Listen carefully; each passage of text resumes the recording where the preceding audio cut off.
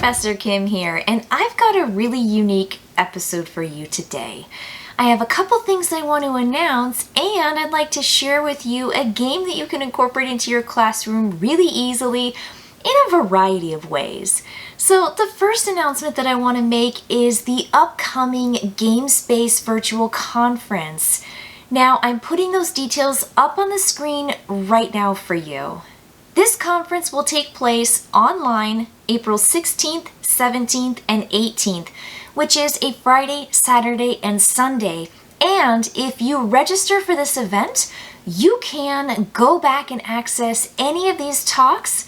I'm giving one, so definitely tune in for my talk, but you can access these at any time after the conference. So you don't actually have to watch it live and be there every single day. You'll have access to those recorded talks and presentations afterwards, which is fantastic. Our keynote speakers for this conference are top-notch. I'm really excited for those speakers. You're going to see those on the screen right now as well. You might recognize a couple of those names. You will not be disappointed with the content that they provide. Now, the reason I'm telling you about this is, yeah, I'm giving a talk and I'm really excited about sharing with you my experience teaching face-to-face classes all the way through the pandemic, starting fall of last year into spring of this year, 2021.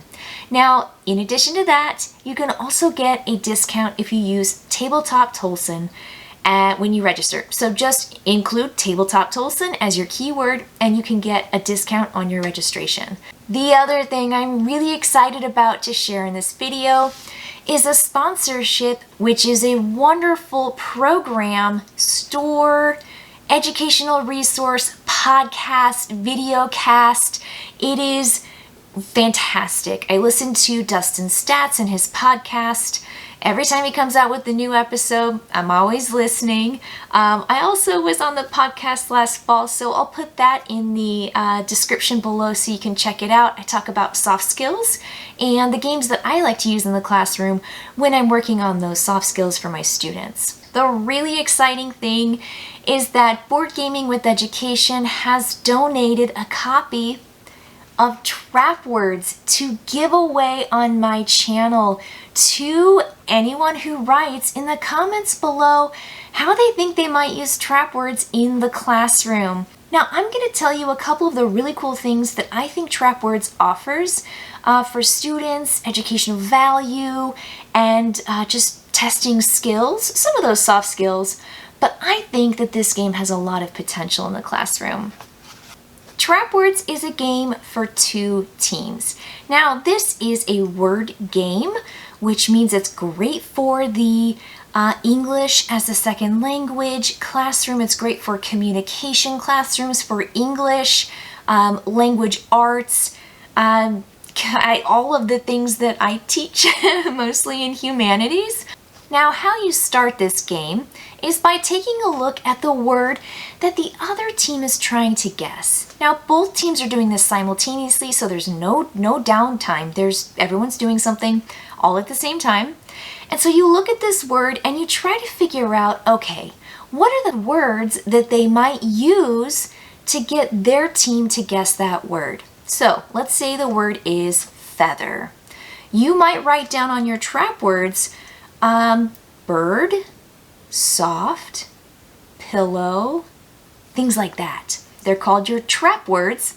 And then what you do is you take that card that says feather and you pass it to the other team. Now they're doing the same thing on their side. They look at a word that they're going to give to our team and they've got these Trapwords. They're kind of just trying to get you, right? To say those words as you try to describe your word.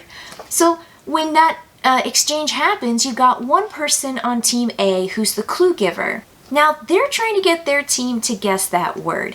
So let's say I was the team that received the card feather and I'm trying to get my team to say feather. I don't know that the other team has those Trapwords of bird, soft, pillow, etc.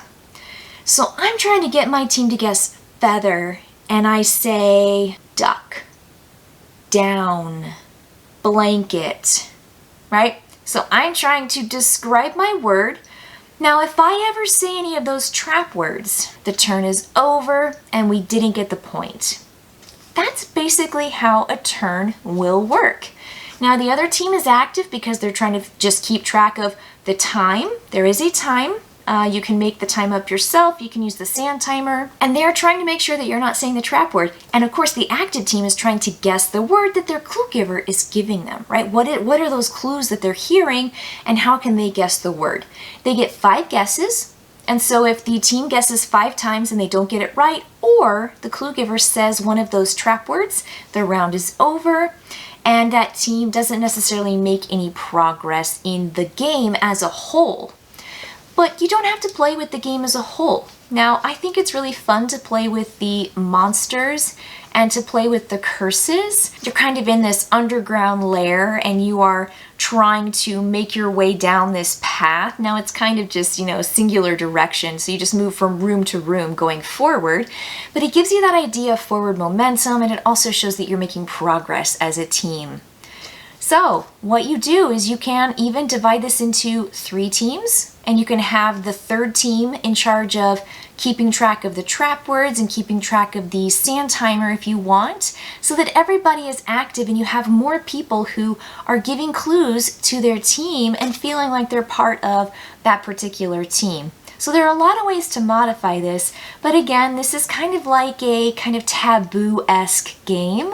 Where you can't say certain words, right? You can't say the trap words, but in this game, the players are coming up with those trap words, and I think that's really clever. It gets them thinking. You're always trying to figure out what you think the other team is going to say and what they're going to guess, and you're anticipating that by selecting those really clear, specific, associated terms, those connections to your word. I think it's just really cool, and it's very fun and it's very fast. So you can play this game as a whole and see it all the way through to the end. You can just play an aspect of this game, which is simply the keyword guessing phase, because you're really working all of those skills like problem solving and critical thinking, teamwork, cooperation, communication, and you're also just really thinking through what to say, what not to say, and also you're active as the other team giving those trap words to your opponents. Trapwords is a solid game, a versatile game, and I think you'll find a myriad of ways to include it and incorporate it into your classroom based on whatever curriculum you have. So I want you to have a fun time with Trapwords, and I also want you to win that copy that's donated from Board Gaming with Education. So make sure you get your comments in the comments below. Write that down. What do you think you like about this game? What do you think you can do with it in the classroom, right? What's that potential? In 1 week's time, I will take all of those comments that you put in the comments below, and I will randomly determine a winner. I will let you know so that you can send me your contact information and we can get that game off to you. You can start playing it and thinking about how to include it in your classroom and incorporate it into your curriculum. Perhaps this semester, maybe next semester, but at some point you'll find a chance to use this.